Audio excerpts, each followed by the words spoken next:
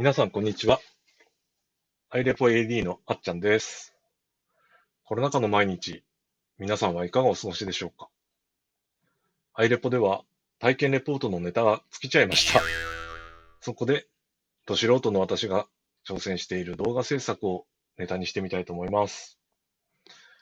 YouTube デビューで初めて動画編集をしたんですけど、孫ができるような年になると、新しいものを覚えるのは大変ですね。ひーひー言いながら制作してます。ただ、編集をしながら、いろいろと振り返ってみて、家族とワイワイ盛り上がりながら楽しめるし、出来上がったものを見ると、感動しちゃいますね。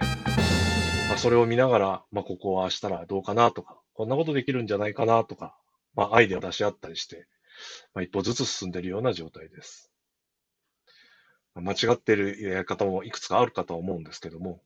同じようなレベルや気持ちの方と一緒に楽しんで進めていければ幸いです。それでは早速始めたいと思います。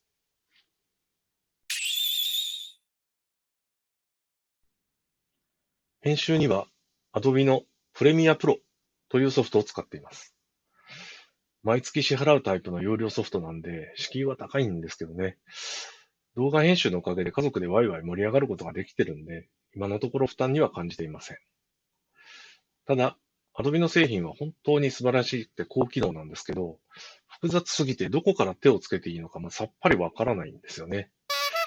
そこで iRepo では単純明快に進めていきたいと考えています。というわけで、手ならひの記念すべき第1回の今回は、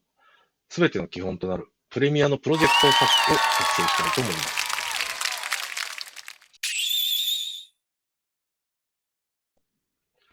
今回の工程は、1、プレミアを起動する。2、新規プロジェクトを作成する。3、プロジェクトを保存するの3段階です。プロジェクトというのはプレミアの固有の言い方なんで、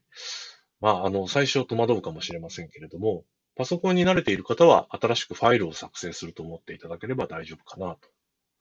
と。もしパソコンに慣れてない方の場合は、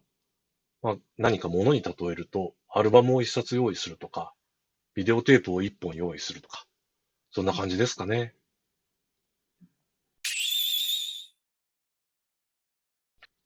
それでは、プレミアを起動してみます。私の OS は Windows 10なんで、今からやる感じになりますが、OS によってちょっと違うので、皆さんの状況に合わせてください。プレミアプロ2021を起動してみます。Adobe はどのソフトも起動がものすごく時間がかかるんですけど、これは早いな。びっくり。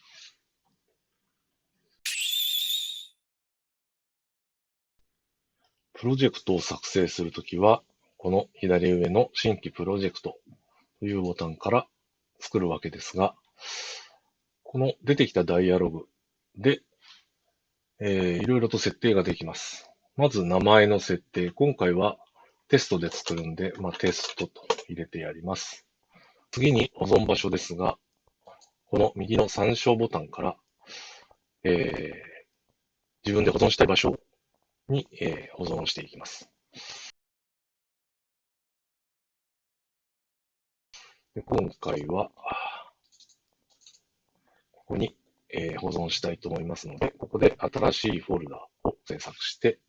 定数と入れてやって、この中へ、フォルダの選択だからこのままでいいんですね。フォルダを選択してやります。他は、さっぱりわかりません。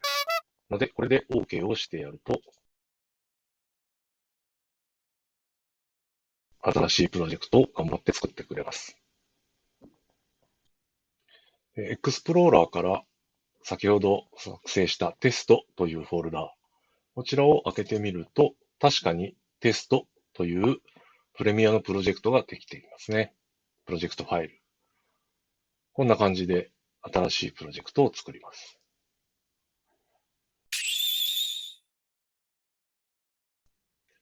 プロジェクトを保存するときは、左上のファイルメニューから保存、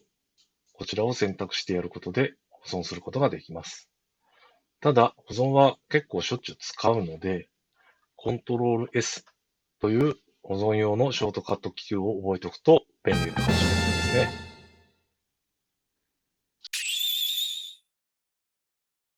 テストフォルダの中に Adobe Premiere Pro Auto Save という中には同じようにテストプロジェクトのファイルがあるんですけど、プレミアの場合、プロジェクトファイルのある場所に、このように、プレミアが自動で作るファイルを保存していくことになるので、個人的には各、プロジェクトファイルは新しいフォルダの中に入れるといいんじゃないかなというのが今のところの結論です。